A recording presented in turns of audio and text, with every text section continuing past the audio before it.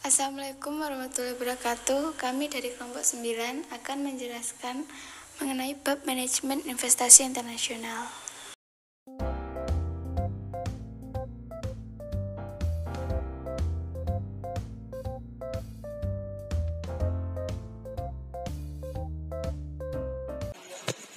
Capital budgeting. Capital budgeting adalah suatu proses pengambilan keputusan sehubungan dengan aktivitas investasi aset-aset yang tetap, misalnya pembelian mobil baru, mesin pabrik baru, dan lain-lain. Variabel-variabel dalam keputusan capital budgeting ada investasi awal, permintaan pembeli, harga, biaya variabel, biaya tetap, usia proyek, nilai penyelamatan dari resiko, perpajakan, dan tingkat pengembalian yang diharapkan. Dan yang kedua yaitu faktor lain yang perlu dipertimbangkan dalam capital budgeting untuk multinasional, yaitu A. Fluktuasi nilai tukar, B. Tingkat inflasi di masing-masing negara, C. Fasilitas pembiayaan, D. Pembekuan dana, E. Biaya provinsi bank, F. Ketidakpastian sukses atau gagal dalam aktivitas investasi, D. Dampak proyek bagi arus kas perusahaan, H. Insentif pemerintah, I. Biaya sosial, J. Resiko politik atau negara, K. Harga transfer, L. Penerimaan fee dan royalti dari hak paten, M. Menggabungkan arus kas dan menetapkan tingkat diskonto yang berlaku untuk masing-masing komponen.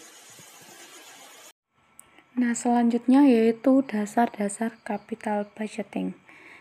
Yang pertama yaitu ada payback period, yaitu lama waktu yang diperlukan kembalinya dana investasi awal.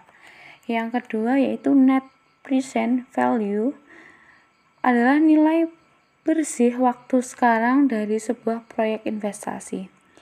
Yang ketiga yaitu profitability index, rasio dari perbandingan nilai sekarang dari aliran kas masuk dengan dana awal investasi. Yang keempat yaitu internal rate of return, adalah pengembalian yang diharapkan bagi suatu proyek atau investasi. Yang kelima yaitu bagi M&A, pendekatan capital budgeting dengan menggunakan adjusted present value yang diaplikasikan.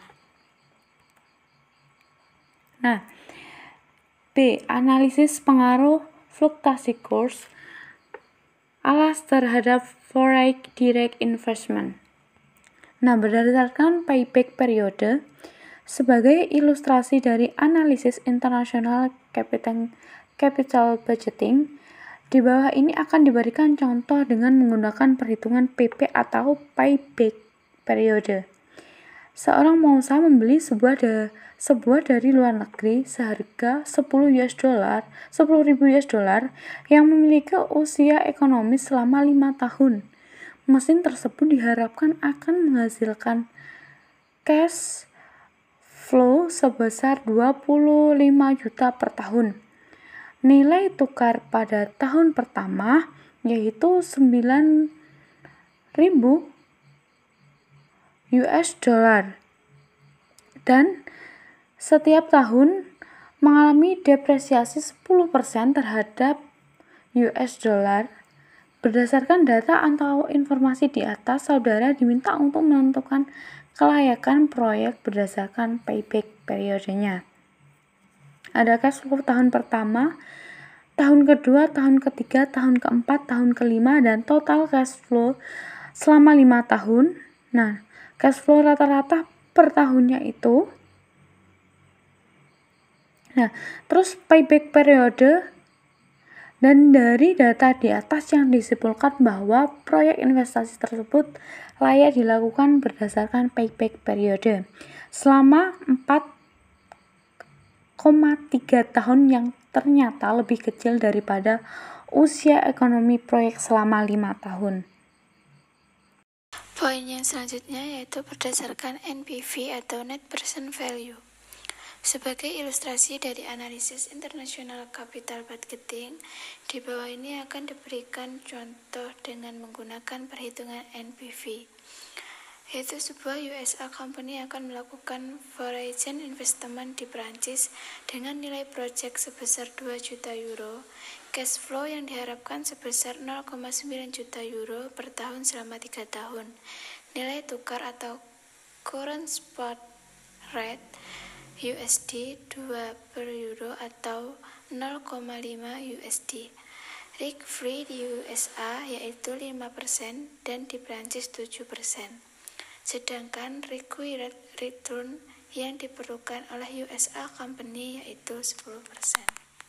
Lalu poin C yaitu foreign investment. Di sini foreign investment adalah penanaman modal asing dalam bentuk penguasaan kepemilikan suatu bisnis di suatu negara oleh perseorangan, perusahaan dan juga entitas yang berada di negara lain. Foreign investment sendiri merupakan sebuah bentuk investasi asing yang ditanamkan secara langsung maupun bergerak di banyak bidang.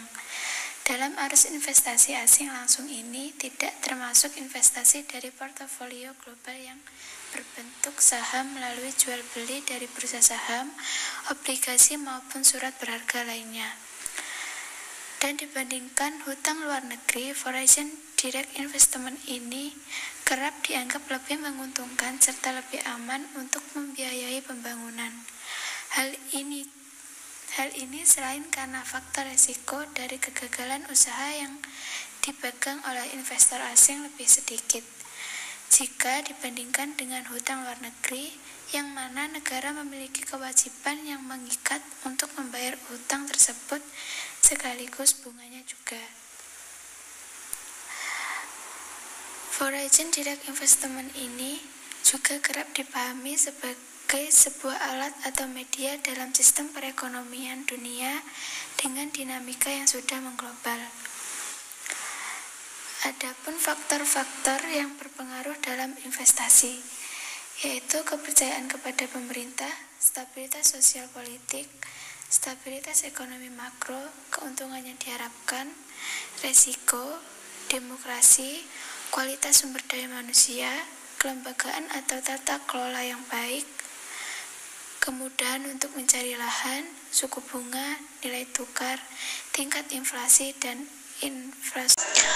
Materi yang selanjutnya yaitu teori investasi langsung.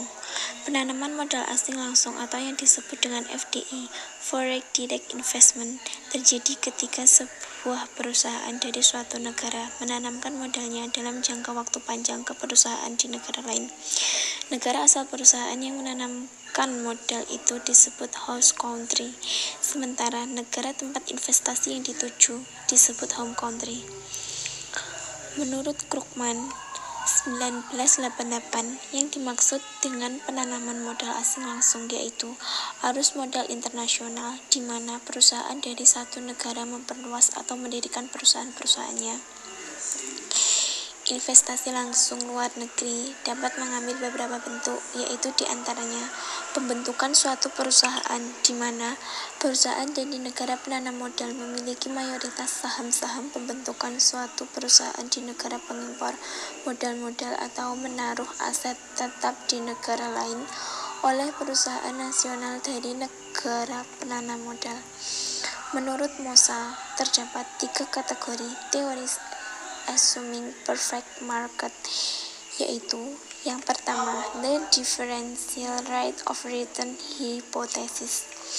Teori ini menyatakan bahwa FDI ialah aliran modal dari suatu negara dengan tingkat pengembalian yang rendah berpindah ke negara yang memiliki tingkat pengembalian yang lebih tinggi. Dalam hal ini, FDI diputuskan dengan mempertimbangkan marginal return dan marginal cost. Yang kedua yaitu diversification hypothesis. Ketidakmampuannya, the differential rate of return hypothesis dalam menjelaskan aliran FDI secara memadai, maka lahirlah diversification hypothesis untuk menjelaskan FDI. Menurut teori ini, keputusan dalam investasi suatu proyek tidak hanya ditentukan oleh tingkat pengembaliannya, tetapi juga besarnya risiko yang dihadapi. Yang ketiga yaitu market size hypothesis. Mossa telah mendefinisikan ukuran pasar sebagai volume FDI di negara penerima, tergantung pada ukuran pasar, diukur dengan PDB atau ukuran perekonomian. Hal ini terjadi khususnya untuk kasus impor mensubstitusikan FDI. Begitu besarnya pasar suatu negara telah berkembang ke tingkat penjamin pemanfaatan skala ekonomi. Suatu negara menjadi target potensial untuk arus masuknya penanaman modal asing. Materi yang terakhir yaitu determinasi FDI. Ada berbagai faktor yang dapat memengaruhi arus masuknya FDI ke suatu negara. Para investor mempertimbangkan dan mengevaluasi berbagai aspek suatu negara sebelum melakukan investasi. Kepentingan relatif dari faktor penentu FDI bervariasi, tidak hanya antar negara, tetapi juga antar berbagai jenis FDI. Berikut ini determinasi FDI secara radikal. Pertama yaitu ukuran pasar. Negara berkembang memiliki pasar yang substansial di mana konsumen menuntut barang tertentu jauh melebihi persediaan yang tersedia. Potensi permintaan ini merupakan daya tarik yang banyak bagi perusahaan asing. Dalam banyak kasus, pembentukan pemasaran berbiaya rendah operasi merupakan langkah pertama oleh perusahaan multinasional ke pasar negara. Hal ini dapat membangun kehadiran di pasar dan memberikan wawasan penting tentang cara berbisnis dan kemungkinan peluang di negara ini. Yang kedua yaitu stabilitas politik. Di banyak negara, institusi pemerintahan masih berkembang dan adanya pertanyaan politik yang belum terselesaikan. Perusahaan umumnya tidak mau memberikan kontribusi jumlah modal ke dalam lingkungan di mana beberapa pertanyaan politik dasar belum terselesaikan. Yang ketiga yaitu lingkungan ekonomi makro. Ketidakstabilan tingkat harga dan nilai tukar meningkatkan tingkat ketidakpastian, membuat perencanaan bisnis menjadi sulit. Hal ini meningkatkan resiko pembuatan yang dirasakan investasi dan karena itu dapat memengaruhi arus masuknya FDI secara negatif. Studi kasus pasca krisis keuangan global yang terjadi di akhir tahun 2008, perekonomian dunia terus melakukan serangkaian kebijakan untuk keluar dari krisis. Indikasi pemulihan telah tampak pada medio kedua tahun 2009 dan semakin kuat pada tahun 2010 yang ditandai oleh angka pertumbuhan ekonomi yang relatif positif sebesar 5,0%. Pemulihan ekonomi di negara-negara emerging market relatif lebih cepat dengan laju pertumbuhan ekonomi yang mencapai 7,1% dibandingkan dengan pemulihan ekonomi negara-negara maju yang hanya tumbuh 3,0%. Namun dari kondisi domestik, proses pemulihan di negara-negara emerging market yang lebih cepat diikuti oleh tekanan inflasi yang meningkat, sehingga dapat mendorong untuk melakukan pengetatan kebijakan moneter melalui peningkatan suku bunga kebijakan dibandingkan dengan negara-negara maju. Kondisi perekonomian tersebut berimplikasi pada masifnya aliran masuk modal asing ke negara-negara emerging market dan dapat mengakibatkan naiknya harga komoditas global. Aliran masuk modal Asia ke negara-negara emerging market di Asia meningkat cukup tinggi, sebesar 82,2 miliar dolar Amerika Serikat, sehingga secara akumulatif sepanjang tahun 2010 mencapai 446,9 miliar dolar Amerika Serikat. Sebagian aliran modal tersebut yaitu 152,6 miliar dolar Amerika Serikat dalam bentuk investasi langsung yang mayoritas diserap oleh Cina sekitar 90 miliar dolar Amerika Serikat dan India 40 miliar dolar Amerika Serikat. aliran masuk modal asing ke negara-negara emerging markets di kawasan Asia dalam bentuk investasi portofolio juga mengalami peningkatan dan mencapai 120,2 miliar dolar Amerika Serikat. Peningkatan tersebut terjadi secara merata pada seluruh jenis investasi, yaitu investasi langsung, investasi portofolio, dan pinjaman. Porsi terbesar dari aliran modal tersebut merupakan investasi langsung, 79,7 miliar dolar Amerika Serikat, diikuti oleh pinjaman dari non-bank yaitu 60,9 miliar dolar Amerika Serikat. Investasi portofolio 52,9 miliar dolar Amerika Serikat dan pinjaman dari bank yaitu 26,7 miliar dolar Amerika Serikat.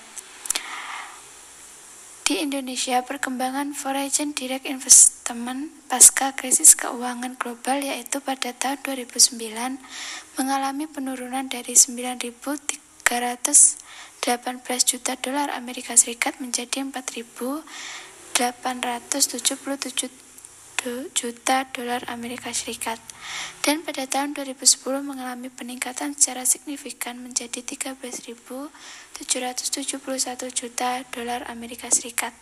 Sementara itu, posisi investasi portofolio mengalami tren meningkat, yaitu dari 1.764 juta dolar Amerika Serikat menjadi 10.336 juta dolar Amerika Serikat pada tahun 2009 dan 13.202 juta dolar Amerika Serikat pada tahun. Sekian dari kelompok kami. Jika ada kurang lebihnya, kami mohon maaf. Terima kasih. Wassalamualaikum warahmatullahi wabarakatuh.